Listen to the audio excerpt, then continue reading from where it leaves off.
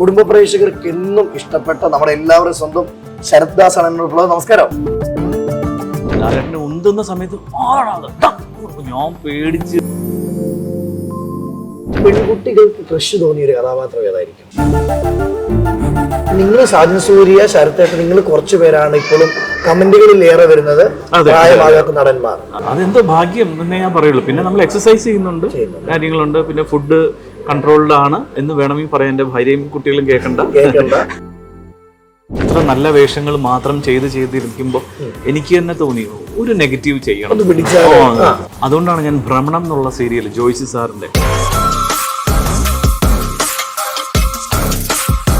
Super character ശരത്തേട്ടന് ഇപ്പം എയറിലാക്കിയ ഒരു photo ആണ്, കാണിക്കട്ടെ. കണ്ണിന്റെ ആയിരിക്കും. ഇതിന്റെ കഥ എന്തോ എല്ലാ പ്രേക്ഷകരും അറിയാൻ ആഗ്രഹിക്കുന്നു. ഇത് എന്റെ മിസ്റ്റേക്ക് ആണത്. ഇപ്പൊ നമ്മൾ ചെറിയൊരു റീക്രിയേഷൻ ചെയ്യും കേട്ടോ. ഞാൻ തോക്കയിൽ ഉമ്മ വെച്ചിട്ട് വെടിവെക്കും. എന്റെ മക്കൾ പോലും എന്നെ കളിയാക്കിയിട്ട് ഫോട്ടോ എടുത്തിട്ടുണ്ട് ഇതേപോലെ. ശരിയാണോ? വിടട്ടെ.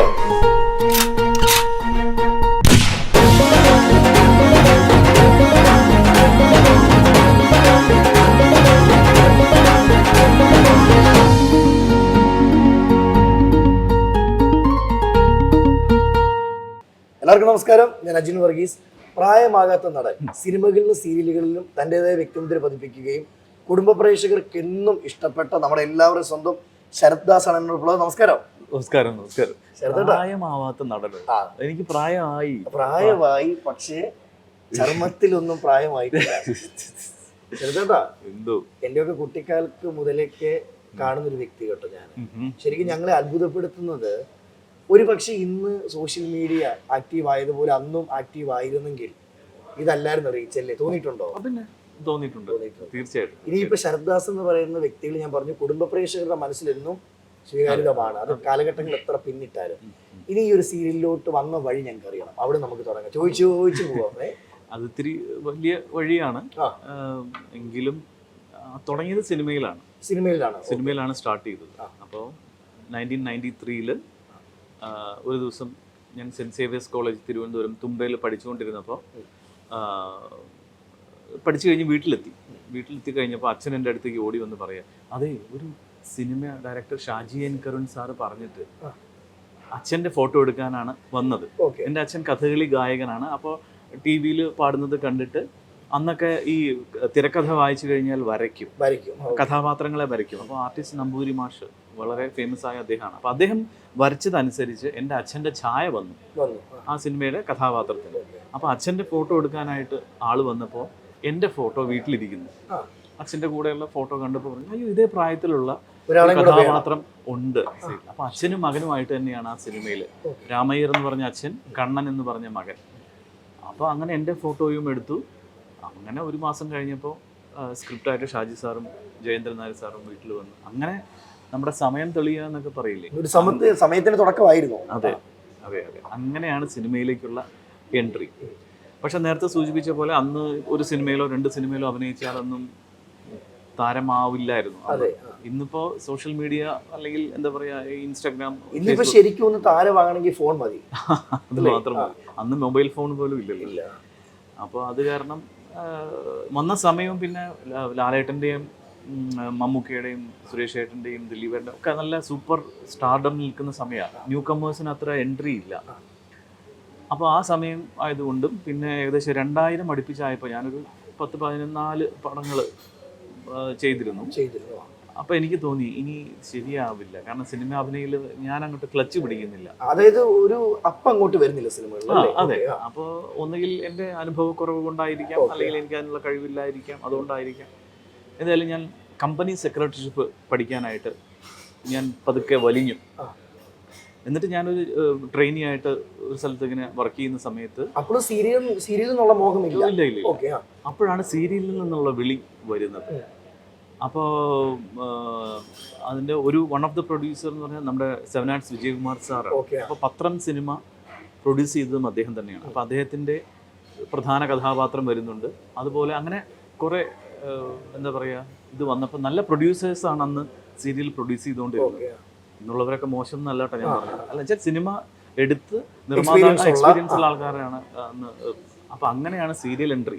അന്ന് പക്ഷേ ദൈവസഹായം കൊണ്ട് സീരിയൽ ഇൻഡസ്ട്രി ബൂമിങ് ടൈം ആയിരുന്നു. ഓക്കെ. അപ്പോൾ അതിൽ നായകനായിട്ട് ഏകദേശം 2000 കാലഘട്ടത്തിൽ ദേവദൂതനൊക്കെ കഴിഞ്ഞ് നിൽക്കുന്ന സമയത്താണ്. ഈ സിനിമ ചെയ്യുന്ന സമയത്ത് സിനിമയിലൊരു സിഗ്നേച്ചർ എന്ന പടം ഏതായിരിക്കും? ശരത് ദാസ് എന്ന് പറയുന്ന വ്യക്തിയെ ആൾക്കാരെ അറിയാൻ തുടങ്ങിയത്? അതായത് സിനിമാക്കാരുടെ ഇടയിൽ പടം ഫസ്റ്റ് ഫിലിം തന്നെ. പിന്നെ എന്ന് സ്വന്തം ജാനകിക്കുട്ടി, പത്രമാണ് കൊമേഴ്ഷ്യലി ഇപ്പോഴും ആൾക്കാർ ഓർമ്മിച്ച് പറയുന്ന പത്രം, ദേവദൂതൻ, ഡാർലിംഗ് ആ സിനിമകളാണ് കൊമേഴ്ഷ്യലായിട്ട് ഇപ്പോഴും ആൾക്കാർ എന്നോട് സംസാരിക്കുന്ന സിനിമകൾ. ഈ ദേവദൂതൻ സിനിമയുടെ കാര്യം പറഞ്ഞപ്പോൾ ഞങ്ങളുടെ മലയാളികളെ ഓർമ്മപ്പെടുത്തുന്ന ഒരു കാര്യം, ശരത് ദാസ് ആ ലൊക്കേഷനിൽ ചെന്നപ്പോൾ ലാലേട്ടനുമായിട്ടുള്ള ശരത് ദാസ് എന്ന് പറഞ്ഞിട്ട് എന്നെ വിഷമിപ്പിക്കണ്ട, ശരത്തേട്ടൻ എന്ന് വിളിച്ചാൽ മതി. ഓക്കെ. ശരത്തേട്ടൻ ആ ലൊക്കേഷനിൽ ചെന്നപ്പോൾ ഒരു കഥ പങ്കുവെച്ചു, ഒന്ന് പങ്കുവെക്കാവോ? ലാലേട്ടനെ കണ്ട എക്സ്പീരിയൻസ് നല്ല എക്സ്പീരിയൻസ്. ഓക്കെ. വാനപ്രസ്ഥം എന്നുള്ള സിനിമ കഴിഞ്ഞിട്ടാണ് ലാലേട്ടൻ ഇതിൽ ചെയ്യുന്നത്, നമ്മുടെ ദേവദൂതനിൽ. അപ്പോൾ വാനപ്രസ്ഥത്തിൽ എൻ്റെ അച്ഛൻ അഭിനയിച്ചിട്ടുണ്ട് കഥകളി ഗായകനായിട്ട് തന്നെ. അപ്പോൾ ഞാൻ വന്നു, ആ ലാലേട്ടനെ ആ എന്തൊരു മഹാനുഭാവല് വേഷത്തിലാണ് കാണുന്നത്. ഫസ്റ്റ് ടൈമാണ് ലാലേട്ടനെ കാണുന്നത്. ശരിക്കും പറഞ്ഞാൽ എന്താ പറയുക, കുളിര് കോരുന്നു കാത്തിരുന്ന്. അപ്പം അങ്ങനെ അപ്പം സിബി സാറ് ചോദിക്കുകയും ചെയ്തു, ശരത്ത് ലാലിൻ്റെ കൂടെ അഭിനയിച്ചിട്ടുണ്ടോ? ഞാൻ പറഞ്ഞു ഇല്ല, അച്ഛൻ അഭിനയിച്ചിട്ടുണ്ട്. അച്ഛൻ അത് ഏത് സിനിമയിലാണ്? വാനപ്രസ്ഥത്തിൽ ഹരിദാസേന്റെ മകനാണോ എന്ന് പറഞ്ഞൊരു ഷെയ്ക്കാൻ്റെ എനിക്ക് എക്സ്ട്രാ. അത് ആ കലാകാരന്മാരോടുള്ള ബഹുമാനവും കാര്യങ്ങളൊക്കെ. പിന്നീട് ആ രീതിയിൽ തന്നെയായിരുന്നു. നല്ല ജോളി ആയിരുന്നു ആ സിനിമ കഴിയുന്നവരെ. നമ്മളെ പരിഭ്രമം ഉണ്ടായിരുന്നു എനിക്ക് അഭിനയിക്കുമ്പോഴും. അപ്പോൾ അതിലൊക്കെ സമാധാനപ്പെടുത്തി എത്ര ടേക്ക് എടുത്താലും കുഴപ്പമില്ല. അദ്ദേഹത്തിൻ്റെ നീണ്ട ഡയലോഗ്സുകളായിരിക്കും, ചിലപ്പോൾ ഞാൻ എൻ്റെ ചെറിയ ഡയലോഗ് തെറ്റിക്കും. അപ്പോൾ അതിലൊക്കെ വളരെ എന്താ പറയുക കാം ആൻഡ് ഇതായിട്ട് തന്നെ സപ്പോർട്ട് ചെയ്തിട്ട് അത് മറക്കാനാവില്ല ലാലേട്ടൻ്റെ. ഈ ഷൂട്ടിംഗ് ലൊക്കേഷനിൽ ശരത്തേട്ടൻ ലാലേട്ടനെ കണ്ടൊരു മാജിക് എന്തായിരിക്കും? അത് അഭിനയത്തിൻ്റെ ആ ഒരു ഈസിനെസ് ആണ്. കാരണം നമ്മൾ അത്രയും നേരം കോമഡി കാര്യങ്ങളൊക്കെ പറഞ്ഞിരുന്നിട്ട് ഷോർട്ട് റെഡി എന്ന് പറയുമ്പോൾ അവിടെ പോയി കഴിഞ്ഞിട്ട് എങ്ങനെയാണ് അത്ര പെട്ടെന്നൊരു കഥാപാത്രത്തെ ഉൾക്കൊണ്ടുകൊണ്ട് അത് സൂപ്പർ, എന്താ പറയുക, അത്രയും ടാലൻ്റ് ഉള്ള വ്യക്തികൾക്കേ അത് പറ്റുള്ളൂ. എനിക്കാണെങ്കിൽ ഇപ്പോഴും അതെ, എനിക്ക് ആ സീൻ വായിച്ചു കഴിഞ്ഞാൽ കുറച്ച് നേരം ഇരുന്ന് നമുക്ക് ആ മൂഡ് കൊണ്ടുവന്ന്, ഇപ്പോൾ ചിരിച്ചുകൊണ്ടിരിക്കുന്നതാണെങ്കിൽ തന്നെ അത് മാറ്റി ആ മൂഡിലേക്ക് വന്ന് കുറച്ച് സമയം എടുക്കും. പക്ഷെ ലാലേട്ടന് അത് എന്താണെന്ന് അറിയില്ല, അതൊരു ദൈവിക ആള് തന്നെയാണ്. ഈ ലൊക്കേഷനിൽ ഞാൻ കേട്ടിട്ടുണ്ട് ലാലേട്ടൻ കുട്ടികളെ പോലാണ് തമാശ പറഞ്ഞപ്പോഴും. തമാശ പറഞ്ഞു എല്ലാവരും, അതായത് എന്താ പറയുക, ഒരു നമുക്ക് എല്ലാവർക്കും വർക്ക് ചെയ്യാനുള്ള ഈസ് ഓഫ് വർക്കിംഗ് ഉണ്ടല്ലോ, ഒരു വലിപ്പ ചെറുപ്പം കാണിക്കത്തില്ല. അപ്പൊ നമുക്ക് ഉള്ളിലുണ്ട്. അദ്ദേഹത്തിന്റെ കൂടെ നമുക്ക് നിൽക്കുമ്പോൾ നമ്മൾ എത്രത്തോളം ശ്രദ്ധിക്കണം എന്നുള്ളൊരു ടെൻഷനിലായിരിക്കും. അത് അദ്ദേഹത്തിന് നല്ലോണം അറിയാം. അതുകൊണ്ട് വളരെ ഇതായിട്ടാണ് എല്ലാവരെയും അദ്ദേഹം ഡീൽ ചെയ്യാറുള്ളത്. ശരത്തേട്ടൻ അങ്ങനെ കുറെ നല്ല എക്സ്പീരിയൻസ് മുഹൂർത്തങ്ങൾ തീർച്ചയായിട്ടും അദ്ദേഹത്തിന് ഉന്തിയിടുന്ന സീനൊക്കെ ഉണ്ട്. അപ്പൊ അതില് അങ്ങനെ എല്ലാത്തിനും അപ്പൊ അദ്ദേഹത്തിന്റെ ഒരു ഇതില്ലെങ്കിൽ അദ്ദേഹം തന്നെ പറഞ്ഞു തരും, ഇങ്ങനെ ചെയ്യുക, അങ്ങനെ ചെയ്യുക, ഇങ്ങനെ ചെയ്യുക. അപ്പൊ ചില സമയത്ത് ഡാൻസ് കളിക്കുമ്പോൾ എനിക്ക് തെറ്റും, അപ്പൊ എനിക്ക് തന്നെ പറഞ്ഞു തന്ന്, അല്ല അങ്ങനെയുള്ളൊരു നല്ലൊരു എന്താ പറയാ എക്സ്പീരിയൻസ് ആയിരുന്നു എന്നെ സംബന്ധിച്ച്. ഈ ഉന്തിയിടുന്ന സമയത്ത് ലാലേട്ടന്റെ ആരാധകർ കണ്ടിട്ടുണ്ടെങ്കിലും പറഞ്ഞു? അത് തിയേറ്ററിൽ നിന്ന് പറഞ്ഞിട്ടുണ്ടായിരുന്നു. ആറടാന്ന് പറഞ്ഞു. ഫസ്റ്റ് ഡേ ദേവദൂതൻ കാണാൻ പോയപ്പോൾ അജന്ത തിയേറ്ററിലായിരുന്നു എന്നാണ് എൻ്റെ ഓർമ്മ. ഫസ്റ്റ് ഡേ ഇരുന്ന് ഞാനും എൻ്റെ ഫ്രണ്ട്സും എല്ലാവരും ഉണ്ട്.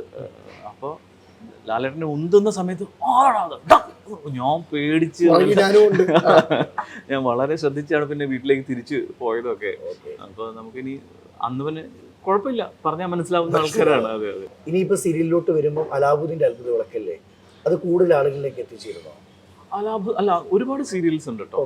കാരണം സീരിയലിൻ്റെ ഒരു ഹിസ്റ്ററിയിൽ നോക്കുകയാണെങ്കിൽ നിരവധി കഥാപാത്രങ്ങൾ എനിക്ക് പലതരത്തിലുള്ള വേറിട്ട വേഷങ്ങൾ ചെയ്തിട്ടുണ്ട്. നല്ല വേഷങ്ങൾ എനിക്ക് ഒരുപാട് കിട്ടിയിട്ടുണ്ട്. സീരിയലിന്റെ തുടക്ക സമയം മുതൽ അഭിനയ രംഗത്ത് വരുന്ന സമയത്ത് കൂടുതൽ ആളുകളിലേക്ക് സീരിയലിനെ എത്തിച്ച ഒരു സീരിയൽ കഥാപാത്രം ഏതായിരിക്കും? അത്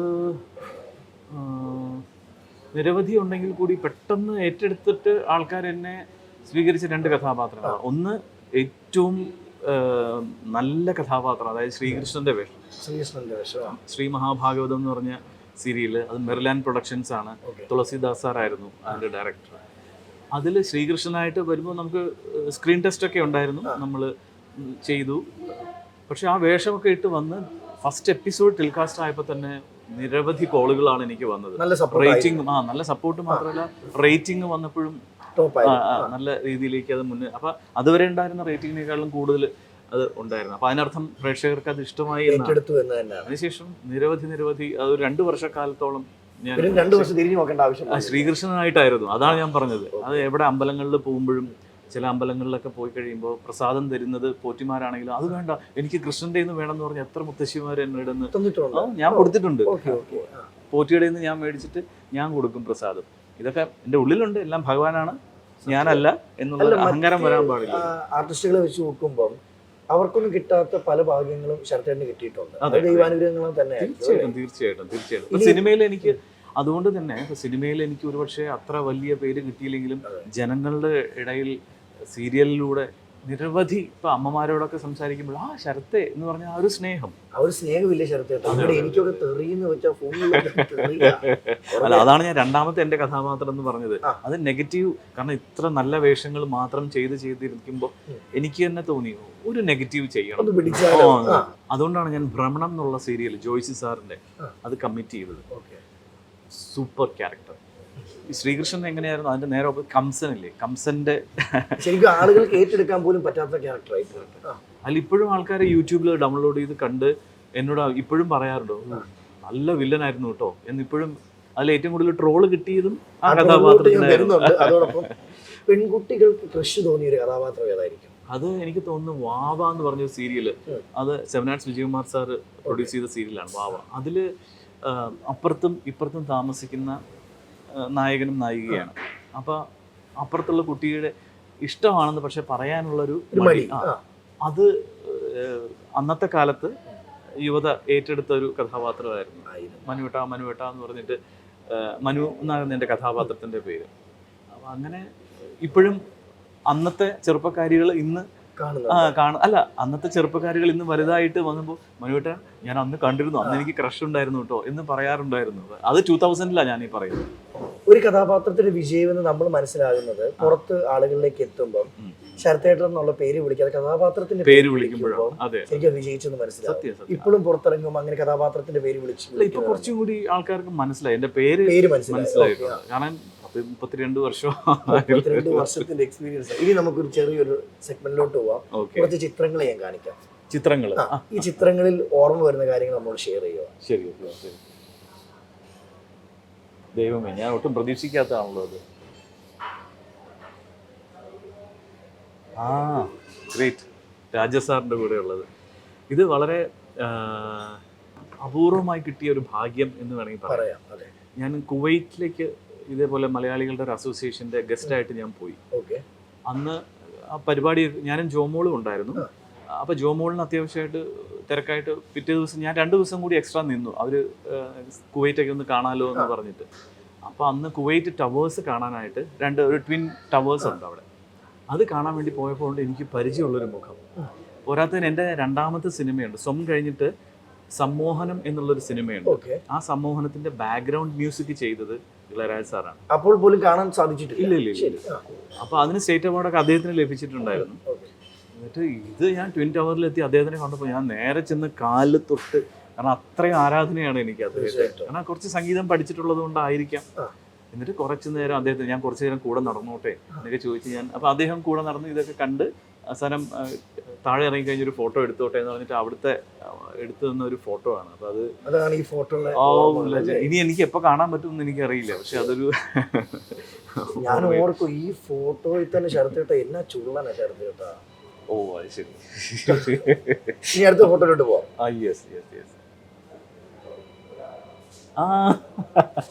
വാണി ചേച്ചിയായിട്ടുള്ളത്. ഗ്രേറ്റ്. അത് നമുക്ക് എന്താ പറയുക, ഇതൊരു ഹാപ്പി ജോളി മൂഡായിരുന്നു.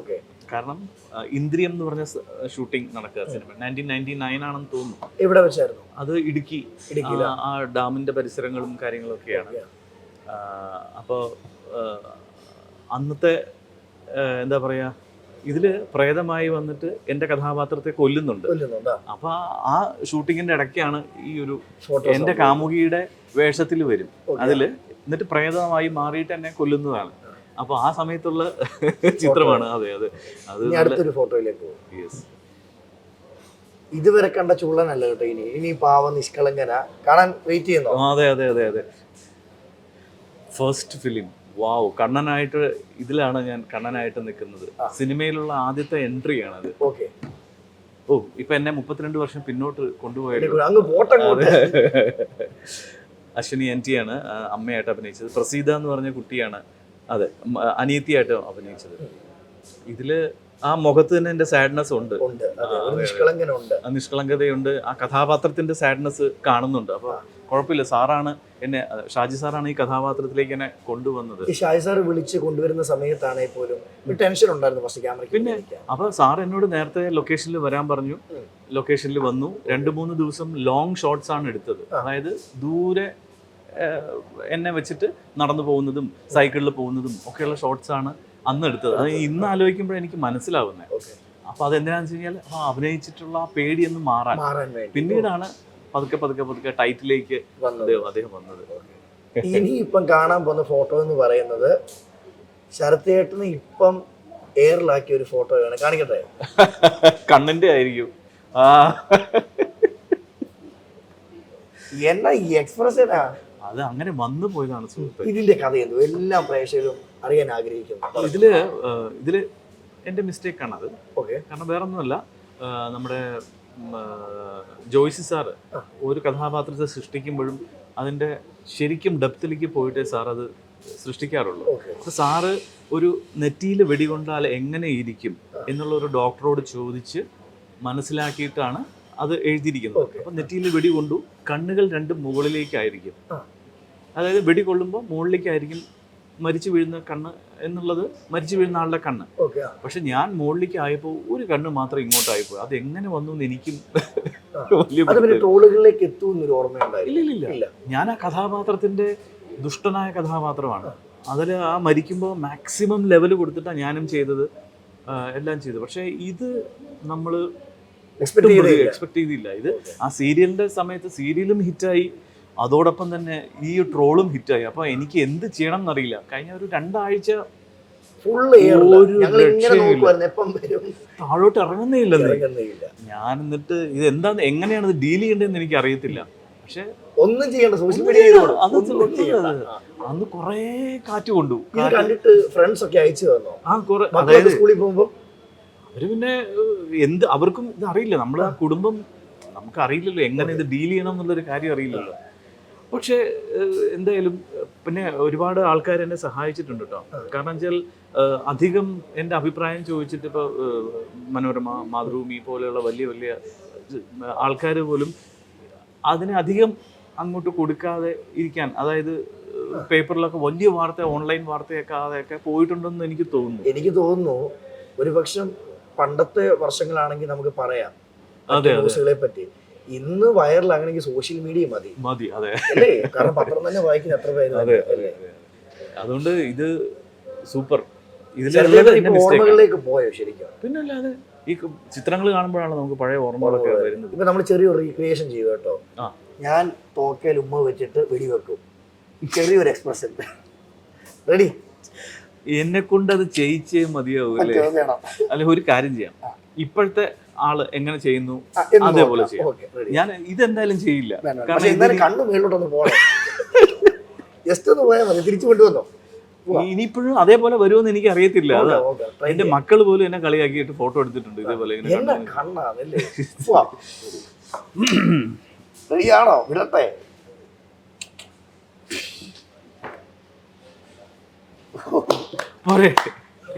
ഇപ്പൊ ഇങ്ങനെയാക്കും ഇനി, അല്ലാതെ ഇനി നിങ്ങളിത് സ്ലോ മോഷൻ ചെയ്ത് വീണ്ടും അതിന്റെ കുളമാക്കരുത്. നമ്മൾ അടിപൊളിയാക്കി വിടും. എന്നിട്ട് നമുക്ക് ഒന്നുകൂടി ഇങ്ങനെ ഇരിക്കണം. ഇനി ശരത്തിന്റെ ഫാമിലിയെ പറ്റി നമുക്ക് ചോദിക്കാം. വീട്ടിൽ ആരൊക്കെയുണ്ട്? വീട്ടില് അമ്മയുണ്ട്, വൈഫ്, 2 കുട്ടികൾ, അനിയൻ. അമ്മ സരസ്വതി ഹരിദാസ്. വീട്ടില് അച്ഛൻ 2005 മരിച്ചു, കഥകളി ഗായകനാണ്. പിന്നെ വൈഫ് മഞ്ജു എന്നാണ് പേര്, പാലക്കാട്ടുകാരിയാണ്, എൻ്റെ അകന്ന ബന്ധുവാണ്. അപ്പോൾ ഇപ്പോൾ ഇവിടെ കിംസ് ഹോസ്പിറ്റലിൽ ENT വിഭാഗത്തിലെ സീനിയർ ഓഡിയോളജിസ്റ്റ് ആയിട്ട് വർക്ക് ചെയ്യുകയാണ്. ശരത്തേട്ടൻ തന്നെ പറയുകയുണ്ടായി അച്ഛൻ കഥകളി ആണെന്ന് പറയുക, കഥകളി ഗായകനായിരുന്നു. അപ്പം അച്ഛൻ കഥകളി ഗായകനായതുകൊണ്ട് തന്നെ എൻ്റെ മകനെ പഠിപ്പിക്കണം, അങ്ങനെ പഠിച്ചിട്ടുണ്ടോ കഥകളി? അല്ല, അച്ഛൻ എനിക്ക് ടോട്ടൽ ഫ്രീഡം ആണ് തന്നിട്ടുള്ളത്. അപ്പൊ ഞാനാണ് അച്ഛനോട് പോയി പറഞ്ഞത്, അച്ഛൻ എനിക്ക് കഥകളി പഠിച്ചാൽ കൊള്ളാമെന്നുണ്ട്, എനിക്ക് ഭയങ്കരമായിട്ട് ഇഷ്ടമാണ് കഥകളി. അപ്പൊ അച്ഛൻ അങ്ങനെ ഒരു 6-7 മാസം ഒരു ഗുരുനാഥന്റെ കീഴിൽ പഠിപ്പിച്ചു.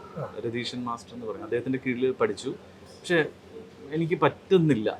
അപ്പൊ പറഞ്ഞു, നിനക്ക് പറ്റുകയാണെങ്കിൽ മതി, പിന്നെ ഇനിയുള്ള കാലത്ത് കഥകളി കൊണ്ട് എത്ര കാലം ജീവിക്കാൻ പറ്റും എന്ന് അച്ഛൻ വ്യക്തമായിട്ട് അറിയാമോ?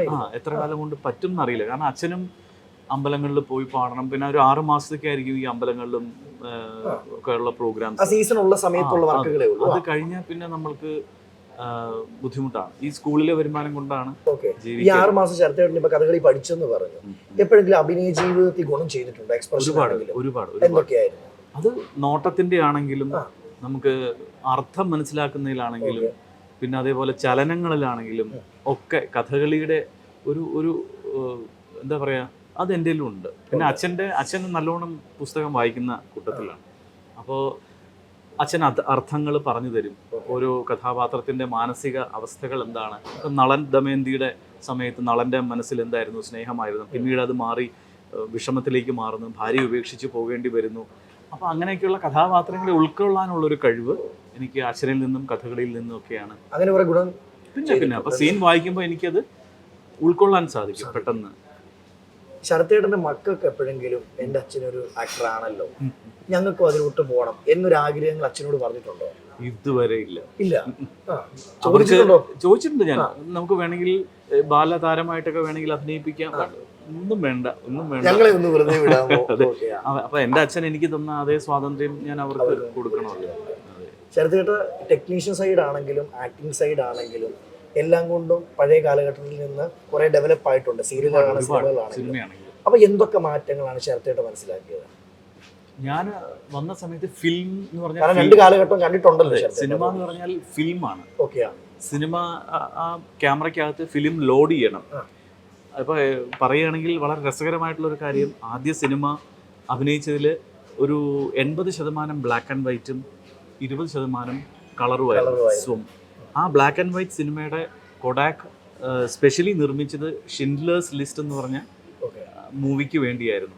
അപ്പോൾ Shaji N Karun sir Kodak കമ്പനിയുമായിട്ട് സംസാരിച്ചിട്ട് ആ ഷിൻഡ്ലേഴ്സ് ലിസ്റ്റിന് വേണ്ടി പ്രത്യേകം തയ്യാറാക്കിയതിൻ്റെ ബാക്കി വെച്ചിട്ടാണ് സ്വം എന്ന് പറഞ്ഞ ചലച്ചിത്രം ഷൂട്ട് ചെയ്തത്. അപ്പോൾ ഇന്റർനാഷണൽ കണക്ഷൻ എനിക്ക് വേണമെങ്കിൽ പറയാമെന്ന് പറയാം. അതിനുശേഷം സിനിമ എന്നുള്ളത് പതുക്കെ മാറി ഡിജിറ്റലിലേക്ക് വന്നു. ഡിജിറ്റൽ എന്ന് പറഞ്ഞാൽ ഇപ്പോൾ നമുക്ക് പറയാൻ പറ്റുന്നില്ല. പണ്ട് ഓരോ അടി ഫിലിം കളയുമ്പോഴും നമുക്ക് വിഷമമാണ്. ഒരു ടേക്ക് എടുക്കുമ്പോഴും 2 ടേക്ക് എടുക്കുമ്പോഴും ഒരുപാട് റിഹേഴ്സലൊക്കെ നോക്കിയിട്ടാണ് നമ്മൾ അന്നൊക്കെ ചെയ്യുക. കാരണം ഫിലിം വേസ്റ്റ് ആക്കാൻ പാടില്ല. പക്ഷെ അത്രേ ഉള്ളൂ കയ്യിൽ. ഇതിപ്പോൾ അങ്ങനെയല്ല. ഇതിപ്പോൾ നമുക്ക് ഡിജിറ്റലിൽ എത്ര വേണമെങ്കിൽ എഡിറ്റ് ചെയ്ത് എത്ര ടേക്ക് വേണമെങ്കിൽ. അപ്പോൾ അതുകൊണ്ട് അഭിനേതാക്കൾക്കും അതേപോലെ ടെക്നീഷ്യൻസിനാണെങ്കിലും ഒരു ഈസ് ഓഫ് വർക്ക് വന്നിട്ടുണ്ട്. പിന്നെ ലൈറ്റിങ്ങിൻ്റെ കാര്യത്തിലാണെങ്കിലും അന്ന് ഓരോ 100 ASA 200 ASA ഫിലിം വേണം, 500 ASA ഫിലിം, അങ്ങനെ ഡിഫറെൻറ്റ് ഫിലിംസ് ലോഡ് ചെയ്യാനുള്ള സമയം വേണം. ഇന്ന് അതൊന്നും വേണ്ടല്ലോ. നമുക്ക് എല്ലാവരും ബട്ടൺ ഞെക്കി കഴിഞ്ഞാൽ ASA മാറിക്കഴിഞ്ഞു, എല്ലാം വൈറ്റ് ബാലൻസും എല്ലാം ചെയ്യുക. ഒരു അഭിമുഖത്തിൽ ശരത്തേട്ടൻ പറയാൻ എൻ്റെ ശ്രദ്ധയിൽപ്പെട്ടിട്ടുണ്ട്, പണ്ടൊക്കെ ഒരു സീരിയലിൽ അഭിനയിച്ചാൽ അല്ലെങ്കിൽ സീരിയലിൽ മുഖം വന്നു കഴിഞ്ഞാൽ പിന്നെ സിനിമ നോക്കുകയേ വേണ്ട. പക്ഷെ കാലഘട്ട ക്രമേണ അത് മാറി ഇന്ന് സീരിയലിൽ അഭിനയിക്കുന്നവർ സിനിമകളിലുണ്ട്. അതൊന്ന് പറയാനുണ്ടായ കാരണം എന്തായിരുന്നു? അത് ഇപ്പോൾ ഉദാഹരണം പറയുകയാണെങ്കിൽ മധുര നൊമ്പരക്കാറ്റ് സിനിമയിൽ ഞാൻ അഭിനയിച്ചു. അന്നത്തെ കാലത്തെ കുറച്ച് ആൾക്കാരുടെ ഒരു തീരുമാനമായിരുന്നു, സീരിയലിൽ അല്ലെങ്കിൽ ടെലിവിഷനിൽ വരുന്ന ഭാഗങ്ങളൊന്നും തന്നെ തിയേറ്ററിൽ വരാൻ പാടില്ല. അപ്പോൾ അതുകൊണ്ടാണ് ഞാനും കാവ്യയും കൂടി അഭിനയിച്ച പാട്ടുണ്ടല്ലോ, മുന്തിരിച്ചേലുള്ള പെണ്ണെ, ആ പാട്ട് സിനിമയിലില്ല. ടെലിവിഷന് വേണ്ടിയിട്ട് അത് ഷൂട്ട് ചെയ്ത് ടെലിവിഷൻ ആൽബം ആക്കിയിട്ടാണ് അതിൻ്റെ പബ്ലിസിറ്റി കൊടുത്തത്. അപ്പോൾ അത് സിനിമയിൽ യൂസ് ചെയ്യാം. അപ്പോൾ അങ്ങനെയൊക്കെയുള്ള പല സമയത്ത് പല രീതിയിലുള്ള തീരുമാനങ്ങളായിരിക്കും ഈ സിനിമ. അതെ. അപ്പോൾ അതുകൊണ്ട് സിനിമയിലേക്ക് ഞാൻ ടെലിവിഷനിലായിരുന്നല്ലോ അന്ന് നായകനായിട്ട്. ദേവസായിച്ച് ഇന്നും നായകനായിട്ട് തന്നെ പോകുന്നുണ്ട്.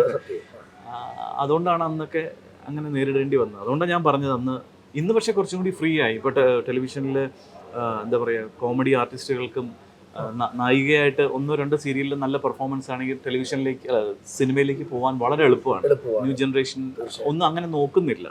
നല്ല ടാലന്റഡ് ആണെങ്കിൽ they are coming to films. ഇന്നിപ്പം ജൂനിയർ ആർട്ടിസ്റ്റ് ആയിട്ടാണെങ്കിലും പെട്ടെന്ന് സിനിമയിലോട്ട് സീരിയലിലോട്ട് വരുന്നവരാണെങ്കിലും ഇവരൊന്നും അറിയാത്തൊരു കഷ്ടപ്പെട്ട പാതയിലൂടെ നിങ്ങൾ പോയിട്ടുണ്ടോ? പിന്നെ തീർച്ചയായിട്ടും അതെന്തൊക്കെയായിരുന്നു? അത് അന്നത്തെ കാലവും ഇന്നത്തെ കാലവും തമ്മിലുള്ള വ്യത്യാസമാണ്. അതായത് അന്ന് PR വർക്ക് ചെയ്യാൻ ഒരുപാട് നമ്മൾ മെനക്കെടണം, നമ്മൾ തന്നെ ഇറങ്ങണം. ഇന്ന് അതിന്റെ ആവശ്യമില്ലല്ലോ. അതിന് ഏജൻസികളുണ്ട്, കാര്യങ്ങളുണ്ട്, ഫാൻ ക്ലബ്സ്, എല്ലാം തുടങ്ങാം. അപ്പോൾ അന്ന് നമ്മൾ ഒരുപാട് സ്ട്രഗിൾ ചെയ്തിട്ടുണ്ട്. പിന്നെ വലിപ്പ ചെറുപ്പം അതിപ്പോൾ എല്ലാ കാലത്തും ഉണ്ട്, പക്ഷെ ഇന്ന് കുറച്ചും കൂടി കുറവാണ് എന്ന് എനിക്ക് തോന്നുന്നുണ്ട്. കാരണം ഇപ്പോൾ എല്ലാവരും അവരവരുടെ ചാനലിലെങ്കിലും സ്വന്തമായിട്ട് ചാനലും ഫോളോവേഴ്സ് ഉണ്ടെങ്കിൽ തന്നെ ഇന്ന് സ്റ്റാർ ആണ്. ഇന്ന് ഇൻസ്റ്റാഗ്രാമിൽ 100 ഫോളോവേഴ്സ് ഉണ്ടെങ്കിൽ ഇൻഫ്ലുവൻസർ ആണ്. അപ്പൊ അതുകൊണ്ട് അങ്ങനത്തെയൊക്കെയുള്ള മാറ്റങ്ങളാണ് എനിക്ക് കൂടുതൽ ഫീൽ ചെയ്തത്. ഇന്ന് ശരത്തേട്ടന്റെ ഇന്റർവ്യൂ ഞാൻ അറിഞ്ഞപ്പം ശരത്തേട്ടന്റെ ഫാൻസ് എന്നോട് പറഞ്ഞൊരു കാര്യമുണ്ട്, ഈ സൗന്ദര്യം നിലനിർത്തുന്നത് എന്തൊക്കെയാണ്? ആഹാരമാണോ അതെങ്ങനെ? അല്ല, അങ്ങനെ എനിക്ക് വലിയ ഇപ്പൊ ഞാനും എന്റെ കൂടെ വന്നത് സാജൻ സൂര്യ ഉണ്ട്, എന്നെക്കാളും മിടുക്കനാണ്. അല്ല, പക്ഷെ നിങ്ങൾ സാജൻ സൂര്യ, ശരത്തേട്ടൻ, നിങ്ങൾ കുറച്ചു പേരാണ് ഇപ്പോഴും കമന്റുകളിൽ ഏറെ വരുന്നത് പ്രായമാകാത്ത നടന്മാർ. അതെന്തോ ഭാഗ്യം എന്നേ ഞാൻ പറയുള്ളൂ. പിന്നെ നമ്മൾ എക്സസൈസ് ചെയ്യുന്നുണ്ട്, കാര്യങ്ങളുണ്ട്, പിന്നെ ഫുഡ് കൺട്രോളിലാണ് എന്ന് വേണമെങ്കിൽ പറയാം. എന്റെ ഭാര്യയും കുട്ടികളും കേൾക്കണ്ട, ഫസ്റ്റ് കമന്റ് അവരുടെ ആയിരിക്കും. പക്ഷെ അങ്ങനെ ശ്രദ്ധിക്കാറുണ്ട്. പിന്നെ വെജിറ്റേറിയൻ ആണ്, എഗ്ഗ് മാത്രമേ കഴിക്കുള്ളൂ. അങ്ങനെയൊക്കെ ഇങ്ങനെ നോക്കി പോകുന്നു. പിന്നെ എന്തോ ഒരു ഭാഗ്യം. പ്രേക്ഷകർക്ക് ആർക്കും അറിയാത്തൊരു സത്യം ഇപ്പം വെളിപ്പെടുത്താൻ പോകും കേട്ടോ. അപ്പം തന്നെ ആക്ടറാണ്, പാട്ട് പാടും, ഒരു എഴുത്തുകാരനാണ്. എഴുത്തുകാരൻ എന്ന് പറയാറായിട്ടില്ല, പക്ഷെ മനസ്സിൽ തോന്നുന്ന ചില വരികൾ വയ്ക്കാറുണ്ട് ചില സമയത്ത്. അത് കവിത എന്നൊന്നും പറയാൻ പറ്റില്ല, കഥയല്ല, കഥയിലേക്ക് കടക്കണം എന്നുണ്ട്. പക്ഷെ പെട്ടെന്ന് വരുമ്പോൾ നമുക്ക് തോന്നുന്നത് കവിതാ രൂപത്തിൽ അല്ലെങ്കിൽ കുറച്ചും കൂടി ആ രൂപത്തിൽ വരുമ്പോൾ അത് ഉടനെ എഴുതി വെക്കും. കവിത ഒരു പ്രോഗ്രാമിന്റെ തലേ ദിവസം എഴുതിയൊരു കവിതയുണ്ട്, നമുക്ക് പങ്കുവയ്ക്കാം. അത് ഇതേപോലെ പെട്ടെന്ന് തോന്നിയ ഒരു കവിതയാണ്. അത് വുമൻസ് ഡേ.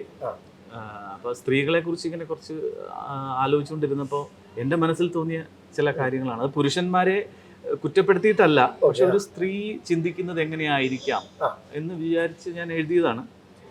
ചൊല്ലാം അല്ലേ? ചൊല്ലാം. ഇത് ഒരു സ്ത്രീ ചോദിക്കുന്ന ചോദ്യങ്ങളായിട്ട് കണക്കാക്കിയാണ്, ഈ സമൂഹത്തോട് ചോദിക്കുന്ന ചോദ്യങ്ങളായിട്ട് കണക്കാക്കിയാണ്. ആണായി പിറക്കണോ സ്വാതന്ത്ര്യം നുകരാൻ? ആണായി പിറക്കണോ രാജ്യം ഭരിക്കാൻ? ആണായി പിറക്കണോ യാത്രകൾ ചെയ്യാൻ? ആണായി പിറക്കണോ നൽ വസ്ത്രങ്ങൾ ധരിക്കാൻ? പുരുഷപ്രമാണി, സ്വാതന്ത്ര്യം നീ എനിക്ക് നൽകേണ്ട. നിൻ ഭയത്തിൽ നിന്ന് സ്വാതന്ത്ര്യം നേടു നീ. രാക്ഷസീയ പൈതാഹം മാറ്റു നീ. ജാതിയായ ജാതിയൊക്കെ പടുത്തുയർത്തി നീ. നാടായ നാടൊക്കെ കട്ടുമുടിച്ചു നീ. രാജ്യമായ രാജ്യമൊക്കെ വെട്ടിമുറിച്ചു നീ. എന്നിട്ട് ഞങ്ങൾക്കൊരു പേര്, സർവം സഹ. മനസ്സിൽ എനിക്ക് എല്ലാം സഹിക്കാൻ. സർവം സഹ എന്ന പേര് എനിക്ക് വേണ്ട. നിൻ അഹങ്കാരത്തിൻ ആഴക്കയത്തിൽ വലിച്ചെറിഞ്ഞു ഞാൻ ആ പേര്. വിത്തെടുത്ത് കുത്തിയാൽ മാത്രം പോരാ, അറിയണം ജീവൻ്റെ ഉൾത്തുടിപ്പുകൾ. ഉള്ളിൽ നിറയണം സ്നേഹത്തിൻ ബാഷ്പധാരകൾ. എങ്കിലേ നിങ്ങളൊക്കെ ഞങ്ങളാകൂ. 7 നിറങ്ങളാൽ തീർത്ത മാർഗദീപമാകൂ. പ്രകൃതി എന്ന പേര് മാത്രം മതി ഞങ്ങൾക്ക്. അതിലുണ്ട് ആത്മാവിൻ നിത്യചൈതന്യം. അതിലുണ്ട് കൊടുങ്കാറ്റും പ്രളയചക്രവും. നാരി എന്ന ശക്തിയെ അളന്നിടേണ്ട നീ. നാരി എന്ന ശക്തിയെ അളന്നിടേണ്ട നീ. ആദിയില്ല അന്തമില്ല അതിൽ ലയിക്ക് നീ. പെട്ടെന്ന് തോന്നി. അടിപൊളി കേട്ടോ. അപ്പൊ എല്ലാ സ്ത്രീകൾക്കും നമ്മൾ ഇത് ഡെഡിക്കേറ്റ് ചെയ്യുന്നു. പുതിയ വിശേഷങ്ങൾ എന്തൊക്കെയാണ്? ഇനിയിപ്പോ ഒരു സിനിമ കഴിഞ്ഞു, അത് എന്നാണ് പേര്. അതിപ്പോ റിലീസായി, കുഴപ്പമില്ലാത്തൊരു അഭിപ്രായം നേടി. അപ്പോ ഇനി ഒരു സിനിമ ധ്യാൻ ശ്രീനിവാസന്റെ കൂടെ അഭിനയിച്ചിട്ടുണ്ട്. 11 എന്നാണ് പേര്. അത് ഈ വർഷം റിലീസ് ഉണ്ടാവും എന്നാണ് കേൾക്കുന്നത്. അപ്പോൾ അത് മഹേഷ് എന്ന് പറഞ്ഞൊരു ഗ്രാഫിക്സ് ഡിസൈനറുണ്ട്. കുറേ സിനിമകളും സീരിയലൊക്കെ ചെയ്തിട്ടുള്ള വ്യക്തിയാണ്. അദ്ദേഹത്തിൻ്റെ സിനിമയാണ്. പിന്നെ സീരിയല് ഇപ്പോൾ ഫ്ലവേഴ്സിൽ വരുന്ന വീട്ടിലെ വിളക്ക് എന്നുള്ള സീരിയലിൽ നല്ല കഥാപാത്രം ചെയ്യുന്നുണ്ട്, വിനയചന്ദ്രൻ എന്നുള്ളൊരു കഥാപാത്രം. പിന്നീട് അമൃത ചാനലിൽ വരുന്ന മീര എന്നുള്ള, അതിൽ ഇപ്പോഴും മോഡേൺ ശ്രീകൃഷ്ണനായിട്ട് അഭിനയിക്കുകയാണ്. അതായത് അപ്പൊ അങ്ങനെ 2 സീരിയലാണ് ഇപ്പൊ ചെയ്തുകൊണ്ടിരിക്കുന്നത്. ഏതൊരു ആർട്ടിസ്റ്റിനെയും ആർട്ടിസ്റ്റ് ആക്കുന്നത് പ്രേക്ഷകർ തന്നെയാണ്. തീർച്ചയായിട്ടും. ഇതുവരെ ഈ കരിയറിൽ ശരത്തേട്ടനെ സപ്പോർട്ട് ചെയ്ത പ്രേക്ഷകരോട് എന്തുവാ പറയാനുള്ളത്? ഒന്നുമില്ല, നിങ്ങളുടെയൊക്കെ ഇഷ്ടം കാരണമാണ് ഇത്രയും കാലമെങ്കിലും ഈ ഇൻഡസ്ട്രിയിൽ നിൽക്കാൻ സാധിച്ചത്. അപ്പോൾ എല്ലാ ചാനൽസിനും, എല്ലാ പ്രൊഡ്യൂസേഴ്സിനും, ഡയറക്ടേഴ്സിനും, ടെക്നീഷ്യൻസിനും, അതേപോലെ കാണുന്ന പ്രേക്ഷകരോട് ഒന്നേ പറയാനുള്ളൂ, സ്നേഹം മാത്രം. ഈ സ്നേഹം എന്നും ഉണ്ടാവണം. തീർച്ചയായിട്ടും. ശരത്തേട്ട മുന്നോട്ടുള്ള ജീവിതത്തിലും എല്ലാവിധ ആശംസകളും നേരുന്നു. Thank you. എല്ലാം വിജയവും നേർന്നുകൊണ്ട് താങ്ക് യു.